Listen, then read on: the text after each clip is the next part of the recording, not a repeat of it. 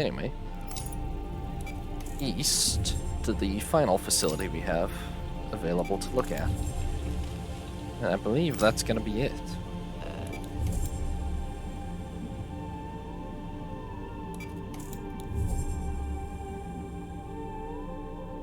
Now this facility was a bit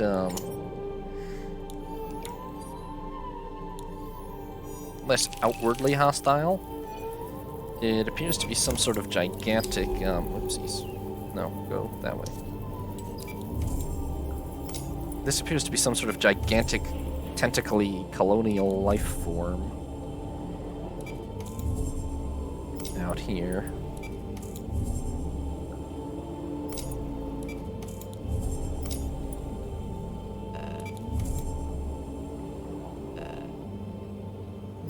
It's the proper way to get there through here.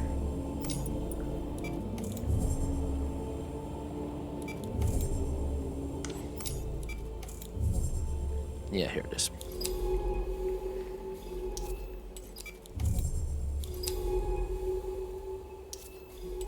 We came up to the fringes of it, but we couldn't get through this barrier, but we can now. Torch, please.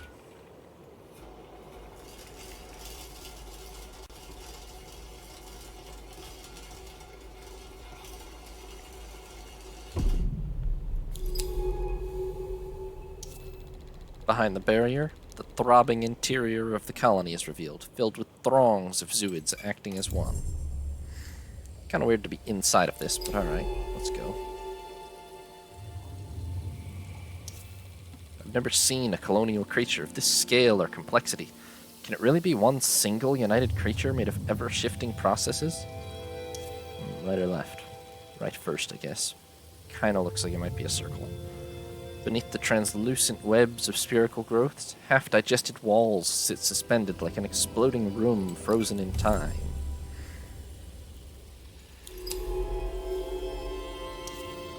Between the ragged parts of the facility stretch looping bridges, pumping liquid back and forth from the heart of the colony. How do they pump liquid back and forth when we're under an ocean? Alright. The interior of this creature is like a golden bubble, the light trapped and refracted by hundreds of pearly orbs strung together. This colony breaks the surface 20 meters above. It must be floating on the surface, its body descending in layers like a living iceberg. The walls are a flowing mass of tentacles. Some have broken away and are floating freely in the water. We might be able to extract them. Fantastic. Give sample. I'm sure it's perfectly good to take samples of a thing that we're literally inside of right now. 15% animal, 5% Zooid. And what we've acquired is a colony tentacle. Yeah, sure enough. Tiny medusoid creatures are budding from the walls here, splitting off from luminous stems to join the flow. And here we have a couple of data logs. S. Emerson. Constantin is too arrogant. Just because he discovered the artificers doesn't mean he can decide their fate. Oh, Constantin discovered them, too. He must have been one of the first explorers of this place and became disillusioned or something later. H. Roth. Sam, he wants to free them. And what do the artificers want, Hannah? Has anyone asked them? To be fair, so Constantin did this to free the artificers, but he ended up killing them all because of how voracious the bloom was, probably. Eaten away on one side, the remains of this lab are like an open set, a staging ground for the colony's process of sublimation. It could also be that there are survivors and they're just in parts of the planet that are much further away from the bloom, where they'll die less often. We're calling this the Rattis colony. It floats beautifully across this ocean like some impossible vessel. A vast colonial creature made of thousands of specialized zooids. It floats freely in the ocean, its upper section breaking the ocean's surface. Why would the colony preserve the rooms of the facility as it consumes them? What bizarre processes are in action here? The hollow structure of the colony allows water to flow throughout its core, creating both bulbous corridors and open halls.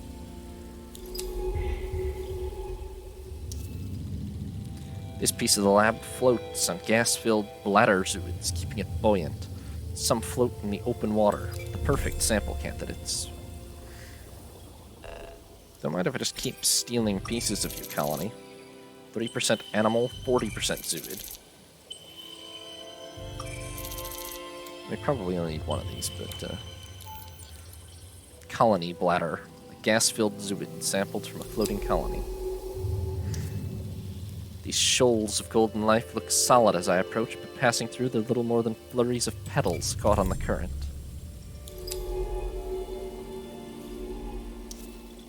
The ocean stretches east from here, a blue desert beneath 3 red suns. What might lie out there beyond the range of this suit? Probably a lot more stuff.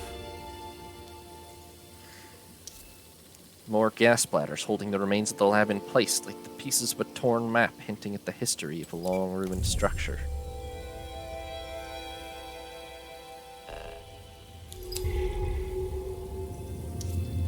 From some angles, the zooid-clogged walls of the facility line up, and I can imagine the past life of this place with all its human dramas.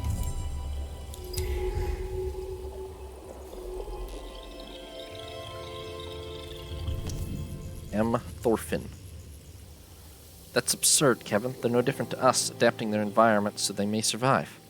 No, they are not us, says Kevin. What's Kevin's opinion? K. Clark.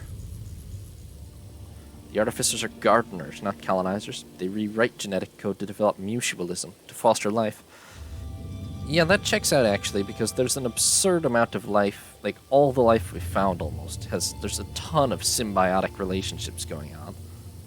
Not just, like, food chain type stuff, but actual symbiotic relationships. Where species help each other out for no particular reason, basically, or are mutually interdependent. A fragment of a room, eaten away into some strange sculpture hanging in the blue. It's hard to imagine what this place once was. Each zooid has a function within their colony, their flow back and forth evidence of some complex process that's impossible to parse. The vague shape of the facility's walls is preserved by the colony, the spaces between filled with shifting swarms of life. Okay, that's back to where we started. So we need to go down that other route that was up north.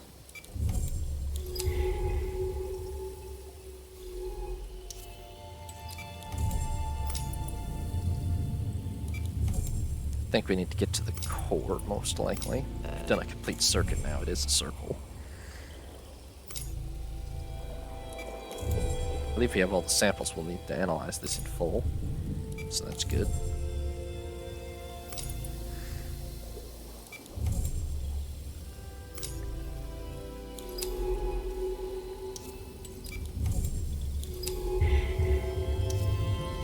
Did I get this already? I think I probably did. Yeah. The central laboratory is almost complete, apart from the large tree-like growths cutting through its walls. Yeah, here we are. Just the core of the matter then.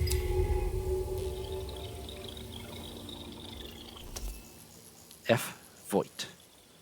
We can't let this continue. We never intended this. That thing they're building. I know. G. Sauer. Konstantin's already left for Site 2. If the facility fails and Site 3 is breached, the oceanic mind can be stopped. The oceanic mind? Excuse me? Dappled light fills the chamber, passing through its complex branching strands orbited by swarms of zooids. This looks like a biologist's laboratory. It must have been the first exploratory base on the planet. They discovered the artificers. They started all of this. These were scientists like me, employed by Bakel to study this place. How did it end like this? The minds they were building in the archaeology, the genetic research they were doing here. They were all working towards something bigger than just one lab. I think it was probably me. How could they have let this happen, these biologists? Our first contact turned into a resource grab. Scan all you can and let's leave this place. I'll review everything back at the base. It won't be long before the colony eats this place away once and for all. We never found Constantine's body, did we? Although I might have just missed it, but,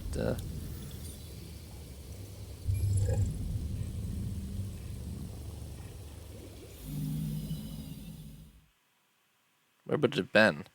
I almost feel like it would have been either in base 2, but I really didn't see it there, or base 3 down in the ocean. But I didn't actually find it either place. I might have missed it. Online again? Good. We have a lot to talk about. I'm digging through what we discovered at the facility. I was right to assume that facility was the first base on the planet, the start of all this. The lead biologist, Konstantin Hess, found the artificers here more than 30 years ago. But what's truly incredible is that what he discovered they could do. Genetic reprogramming, rewriting RNA and DNA both in themselves and their local environment. Some Earth cephalopods could rewrite their RNA, but nothing at this scale or detail. The artificers tended to this world, nudging its life into new arrangements. Not only that, but their exoskeletons. They were quantum computers. Silicon wafers of incredible complexity and purity, able to simulate the outcomes of their genetic rewriting. The artificers were housed in natural machines, ones that evolved here over millions of years. Their complexity far outstrips our own. We could have learned so much from them. But Bakel wanted the artificers' abilities for themselves. Yeah, that checks out. And based on what we found at Site 2, we know how this ended. A total collapse, a vast microbial fuel cell leaking into the ocean, eating everything away. The artificers gone, their genetic abilities used in death to save this planet's life. They died for this planet, and you're all that survives them. I am made out of them, yeah. Well, perhaps not all.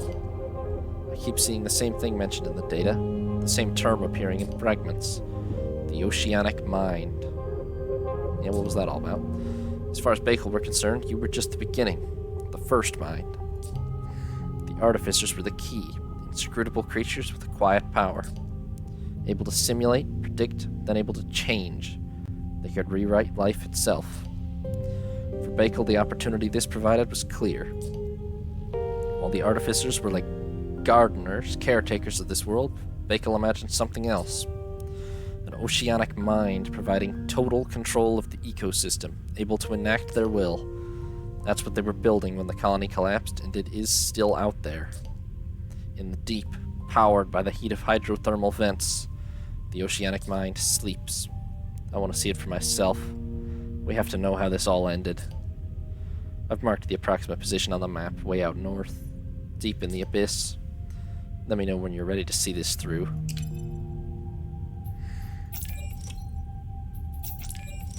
That's that then, huh? Entry 7, Dr. Ellery Voss. I was born on Earth, born in the city of Ponta Delgada, out in the Atlantic, among the turquoise waters and green slopes of the Azores. My father was studying the dying waters, chasing the last known pod of sperm whales to record a final, fading image of their impossible spatial language before it was lost forever. My mother was a journalist, writing a book on citizen scientists that never found a publisher. We lived there and all along the Atlantic coast of Europe for almost a decade before life became impossible. The storms tearing into the tidal walls, flooding city after city, clothes twisted in foaming water. We joined the latest wave of refugees, found ourselves beside the Thames, resettled in London. From that privileged viewpoint, I watched our oceans die, and then my parents too.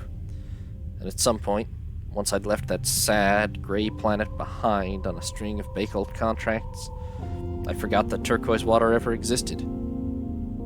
You were born here, and maybe here, things can be different. Yeah, it sounds like we've utterly annihilated Earth's ecosystem. That's nice. Good for us. Alright, let me analyze these quick. And then we can read about the Rattis colony. Like, what? Sometimes if you click on it, it doesn't immediately make that appear. There we are. I think that'll probably be 100% taxonomy now. Flora Colonia. Colonial systems. The Rattis colony. Conventus Rattis. The Rattis colony is a huge colonial organism made of layers of zooids all occupying different roles within its large and complex body. Closer to a living island or iceberg than a creature, Rattus is a free-floating structure which travels across the surface of Gliese 667 cc's planet-spanning ocean. Trying to observe the patterns of Rattus is a difficult task. I've counted tens of different zooid types, flowing in constant movement throughout its cavernous interior. We can assume that they occupy the typical roles of a colonial organism: motility, defense, digestion, and reproduction, but in a colony so vast, many other processes may be happening. Does Rattus have any neural ability? And why does it cling to the remains of the Baikal lab? Sampling some of the different zooid types may help us understand more about this colony. I did. Sampling the colony's gas bladders has helped us to analyze how Rattus stays afloat. It seems that thousands of these bladders of different sizes both keep Rattus at the surface and hold the fragments of the laboratory in place.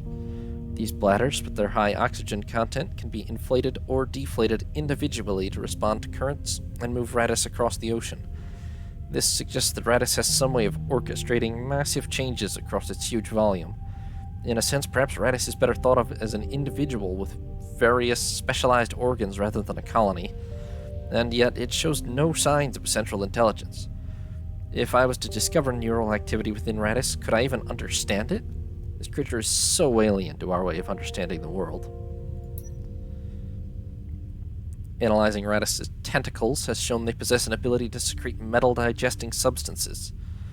The conclusion is that these tentacles are consuming the lab, piece by piece, using it to fuel the colony's incredible growth. Perhaps Rattus was once a tiny creature floating in a biologist's tank. When the facility was breached, Rattus was gifted a near inexhaustible amount of metal to consume, allowing it to grow to its vast size. One day it will eat away the entire structure, its body carrying the shadow of this planet's first human settlement. Sometimes I wish that our marks on Earth could be erased so easily, but the only shadows in our oceans are those of thousands of extinct species we will never regain. Well, we really did a number on Earth's ecosystem, huh? Now that looks big. 70 meters in height, huh? Various independent zooids, digestive tentacles, gas bladders, spawning chains. They do a pretty good job of conveying how big it might be for a brief sketch. Okay, so we have one last spot to go to, way the hell out in the middle of nowhere. Let me very briefly confirm that I think, just as proof to everybody, I think, yes, we're at 100% taxonomy now. We've discovered all the species there are to discover on Gliese 667 cc. Well, all that there are in the game anyway. Obviously, there's probably a ton more life on this planet. So, down we go to the deep vents. This, I believe, is truly it.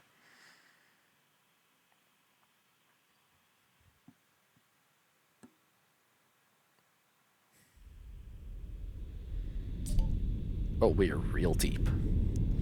We're almost at the hydrothermal vents. 3 kilometers down. This has to be close to this suit's range. I can hear the plates creaking. Somehow we're maintaining 1 atmosphere of pressure inside the hard suit. If we make it back up, we'll be setting a strong first record for deep dives on Gliese 667 cc.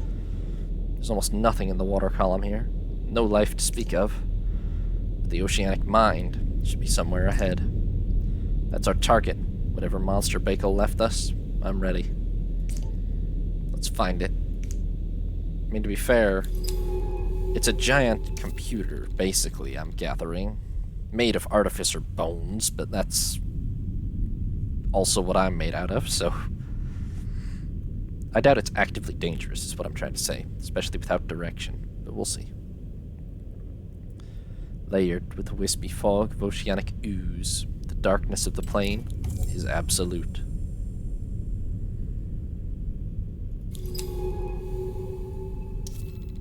Streaks of iron ore have accrued across the seafloor, the mark of nearby hydrothermal activity. That's why they built it here. They needed that to power it, right? There's not enough oxygen down here to use the rebreather, so I'm on reserves. Noted. The survey data we pulled shows the vents running north from here, along a ridge. Keep moving, we haven't got long. I will. Edges of volcanic rock poke through the sediment, black strips against the bright mineral and metal ores. A soft drift of sediment flakes catches in the suit's lamps, falling from the venting fluid as it spreads into the waters above. What's this then? Oh, a vent that's working. An anhydrite chimney. Black plumes of fluid rise from a crystalline chimney, discolored with yellow sulfur streaks. Incredible. Look at these things. I remember reading about the discovery of hydrothermal vents on Earth centuries ago. Donnelly, Corliss, and Van Andel, 3 geologists, they never expected to find a life in that eternal darkness. And yet there it was. Whole ecosystems we never knew were there, totally independent of the sun's light. They were imagined to be models of alien ecosystems, life in its most extreme forms. But until this planet, that proved to be false. To all of humanity, the universe was dead. Damn Baikel for keeping this place from us, for keeping humanity in the dark. Yeah, that's fairly messed up, yeah. Bone-pale sand mounds surround the chimneys like great piles of cremation ash. Oh, that's cheery. Towering pale spires shimmer with the intense heat of the vents as chemicals are pumped into the water from deep within the planet.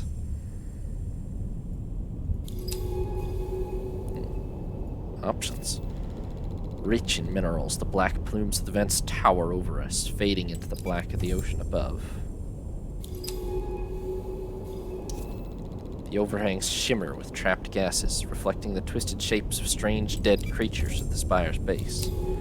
Those sound fun. I don't understand. Where's the life? This ecosystem is totally barren.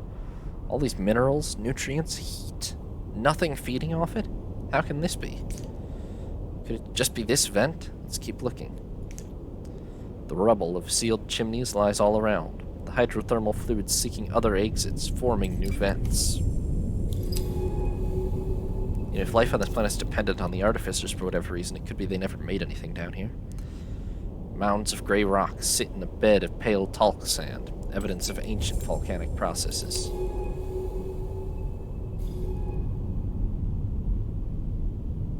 Where'd the other way go?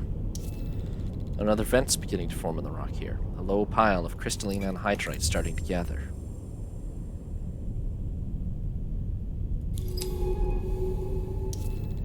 Away from the center of the cluster, collapsed chimneys and pillow lava create a landscape of stratified shapes. Okay. The glint of fool's gold catches the light of the lamps scattered among the talc mounds. Gases vent up through the sand, creating thin strings of bubbles. The tiered structure of the vents evidences their eons of incremental growth as deposits build up around them. Okay, there we go.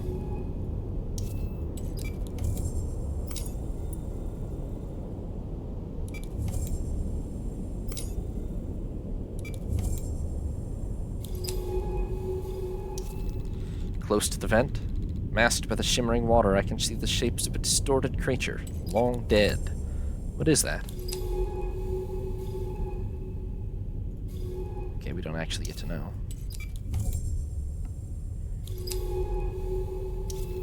The intense heat of the vents quickly fades off as it mixes with the cold seawater. Out of sight of the vents, hidden in the dark, the heavy silence of the seafloor returns. Eons of sediment blanket the seafloor, so pale and empty. The artificial mine Dakar was building down here. What was the end goal? Was Baikel hoping to control this whole ecosystem? Well, that's what you said a minute ago, man. An entire planetary agriculture attuned to fit their needs. An ecology manipulated by the possibility of genetic rewriting. A power stolen from the artificers. An enslaved planet. Like Earth. I know now why Minnie was secretive. She knew that if they found this place again, that would be it for life here. How did they lose it? I feel like they just abandoned it after the bloom happened, and then apparently they were too lazy to ever check. They figured the bloom would just wipe it out, and were too lazy to come back and check in 30 years and find that the life had managed to survive it. Because even if everybody here died, and to be fair, it did sort of imply that a good portion of the board died, which might have been it too. But you'd have to think more people within the corporation still knew that this existed that weren't on the planet at the moment, you know? Another vent chimney. Where's all the life that should thrive on the rich fluid which blackens the water? Strange tiered and curved rocks sit all around, distorted by tectonic processes and stained with mineral growth. The surfaces around this vent are thick with sediment, but absent of all life. Even the ubiquitous bacterial mats are nowhere to be seen. Another barren vent. This place has been wiped clean. Something's wrong here. What did they do? Why would they kill all the life? I mean, to the microbial, bacterial level. Like, it is a biological computer they've built, so maybe they were worried about interference? Or just the bloom got here, wiped this out, and nothing was there to rebuild it, maybe. Around the base of the vents, gas bubbles stream out of cracks, forming pillars which glitter beautifully in the suit's lamps. The bleached sand is almost perversely clean, though life has marked its surface in decades. Another spire sits at the edge of the cluster, filling the water with blackened fluid like a lightless bonfire.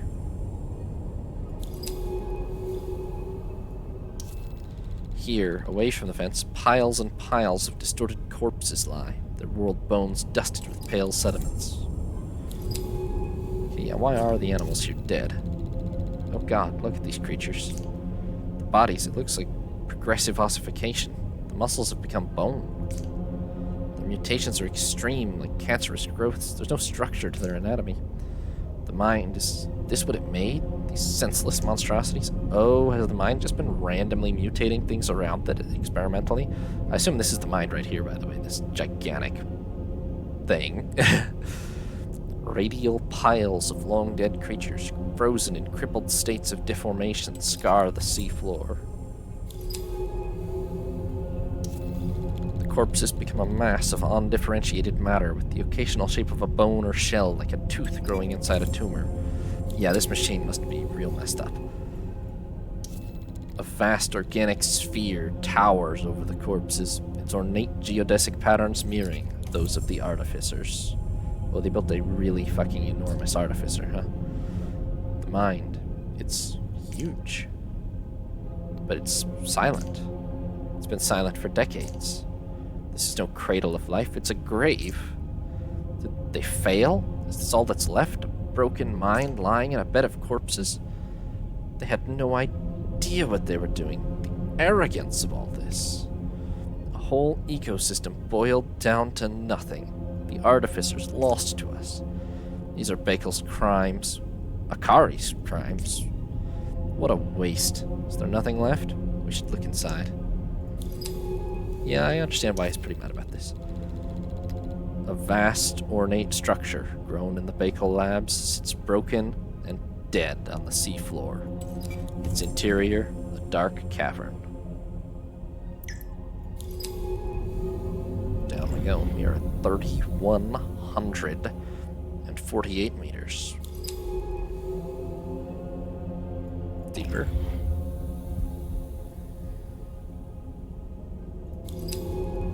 Deeper.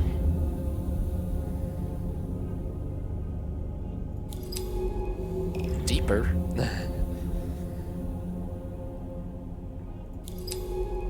Here we are then. Oh, crikey.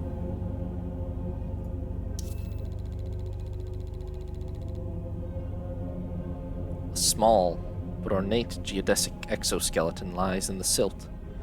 Inside, the artificer shifts and reforms with a rhythmic consistency.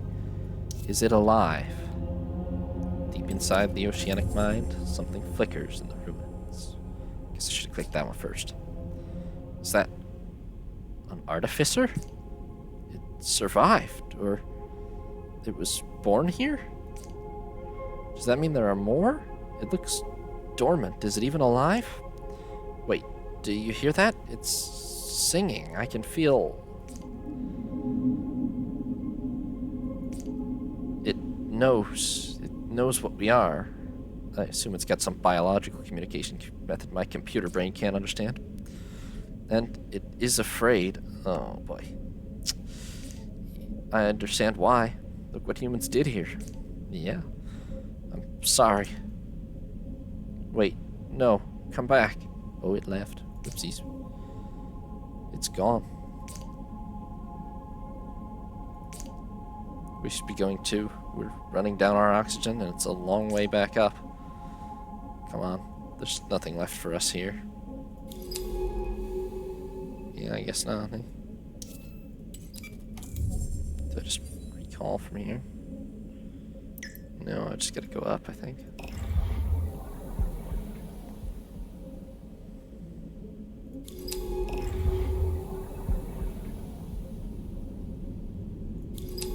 Just making sure nothing's changed, since it wouldn't let me recall from right there, so...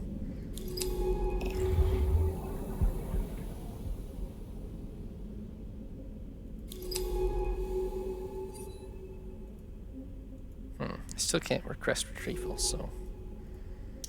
I guess we just walk back out of the dome. Okay, time to go.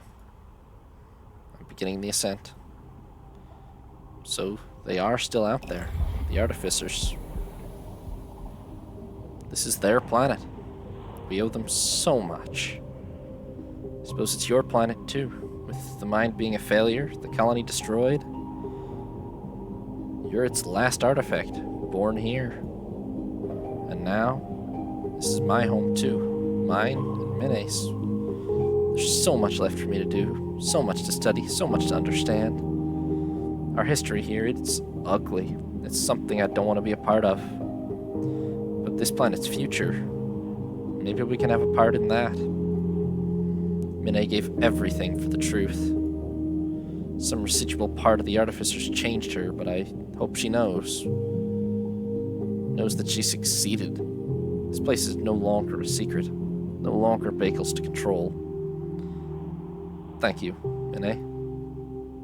And thank you to you for staying with me, for guiding me. Together, I think we can make a change. Show humanity Bakel's crimes. Make them accountable. We both carry burdens here, but the past doesn't define us. Life continues here, despite everything that happened. I can find comfort in that. I think I'm gonna stay. I don't have anything left out there, but here I have Mine, I have you, and I have a purpose. Someone needs to swim these waters, to catalog this world. When I was little, I swam every day. I would walk down to the ocean and step into it without a thought. I lost that, degree by degree, as Earth's oceans died. But here, things can be like that once again. These waters can wash all the old ways away. And together, we will see what's left when they do.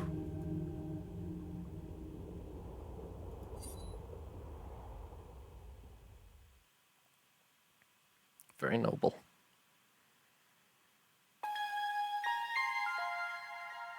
For NA.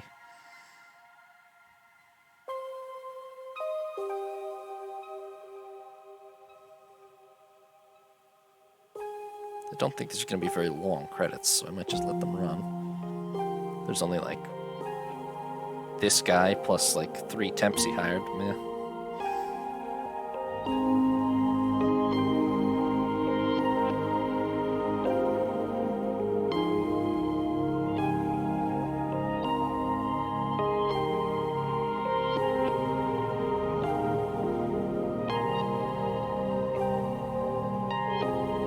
Publisher is miles bigger than the actual studio, huh? Even that's not very big.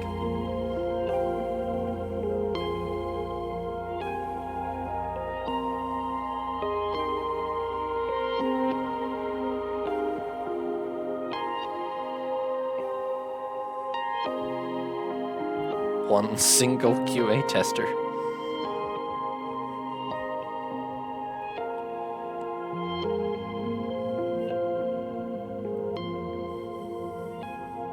Oh, that's going to be a lot of Kickstarter backers or whoever, isn't it?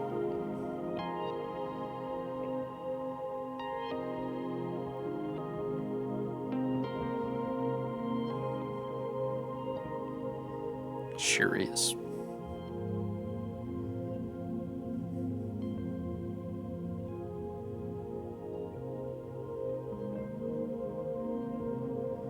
Pretty remarkable game overall. I hope you guys enjoyed it. It's very meditative in many ways, honestly.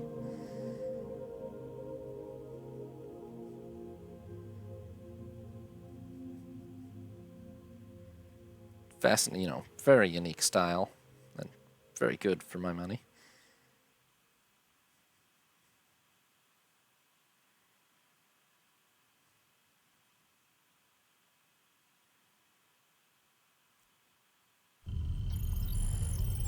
The one thing I'll say actually is there wasn't much, we used samples to interact with the environment a lot in the reef section. Not so much everywhere else. Okay, I'm up on the comm level. Come quick, I'm about to do something stupid. I repaired the antenna. I'm starting to think I should have been an engineer. I know I said we'd wait to be rescued, but I'm sick of waiting. Everything we've discovered together, this whole ecosystem, we need to share it. I'm about to broadcast it all. Your scans and maps, my notes and sketches, everything we know about Gliese 667cc. I'm sending it on all channels, 1 million data packets heading out into the black. That way we can be sure it will make it out. We don't own this place, not any more than anyone else. So we can't keep it just for ourselves. There's too much beauty, too much hope in these documents, too much of a future. All these hours of study and discovery, they've changed me, changed my life. But I'm ready for what comes next. Thank you for helping me get here. Right, that's enough of a speech. I've talked enough for the both of us by now. It's up to you to do the honors. Hit the switch, it's time. Hold on, let me read your diary first. Dr. Ellery Voss, personal log, entry 8. Now the real work begins. Whatever was left of the oceanic mind, it's dead.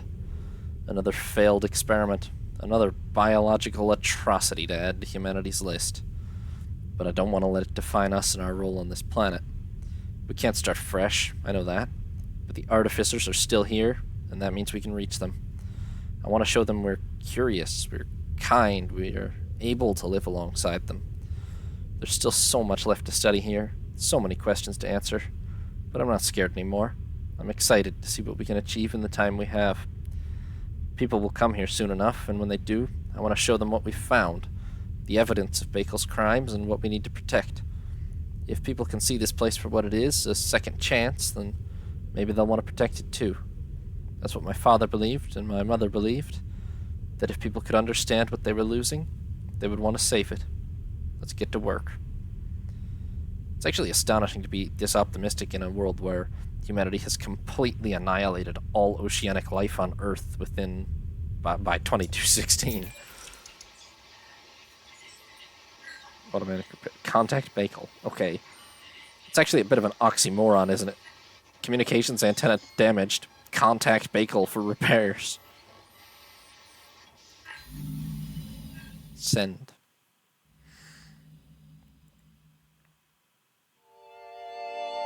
Just gonna play the credits again.